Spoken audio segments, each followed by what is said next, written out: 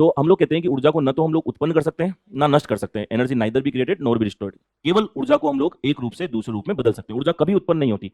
जैसे अगर आपको कोई पूछे कि ब्रह्मांड की कुल ऊर्जा सपोज मान लिया कितने जूल है, 100 जूल है, तो 100 जूल है तो वो 100 जूल ही रहेगी, 101 जूल नहीं होगी, क्योंकि ऊर्जा को उत्पन्न नहीं किया जा सकता। न वो 99 जूल होगी, क्योंकि ऊर्जा को नष्ट भी नहीं किया जा सकता। केवल वो एक रूप से दूसरे रूप में बदला जा सकता है। कैसे समझना, जैसे जैसे अगर मैं बोलूं कि आपको बताया था स्थितिज ऊर्जा और गतिज ऊर्जा दोनों को हम जोड़ रहे हैं, ये आपने बोल दिया जैसे कुल ऊर्जा है, कुल ऊर्जा भी अपन ने बोल दी स्थितिज ऊर्जा प्लस गतिज ऊर्जा। अब जैसे कोई वस्तु रुकी हुई है, रखी हुई है, तो उसमें कौन सी ऊर्जा है, स्थिति की वजह से स्थितिज ऊर्जा है, पोटेंशियल एनर्जी। सपोज वो कितनी है, 100 जूल है, तो भी गति ऊर्जा जैसे सपोज कितनी है, 0, तो कुल ऊर्जा कितनी है, 100 जूल ही है। अब वो क्या कर रही है, धीरे धीरे गति करना प्रारंभ कर रही है।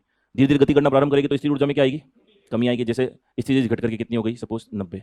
तो अब ये जो 10 जूल एनर्जी थी वो गई कहाँ, नष्ट हुई क्या, नष्ट कभी नहीं होती। आपको बता दी ऊर्जा केवल एक रूप से दूसरे रूप में बदलती है। तो वो 10 जूल कहाँ गई, वो धीरे धीरे गति करने में काम आ रही है, तो वो गति ऊर्जा में बदल रही है। तो टोटल अभी भी कितनी है, 100 जूल है। और गति बढ़ी, वेग बढ़ाया उसने धीरे धीरे, इसी ऊर्जा और क्या होगी, कम। ये घटते घटते सपोज कितनी हो गई, 70 जूल हो गई। तो 30 जूल कहाँ गई, वो बदल गई किसके अंदर, समझ में आ रहा है।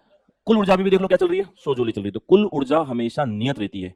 ठीक है, क्यों, क्योंकि ऊर्जा न तो उत्पन्न की जा सकती है ना नष्ट की जा सकती है। अब वो फुल वेलोसिटी से दौड़ रही है, गति कर रही है। ये घटते घटते घटते घटते घटते घटते हो गई सपोज 10 जूल, तो बाकी 90 जूल कहाँ गई, वो गति में कन्वर्ट हो गई। कहानी समझ में आ गई।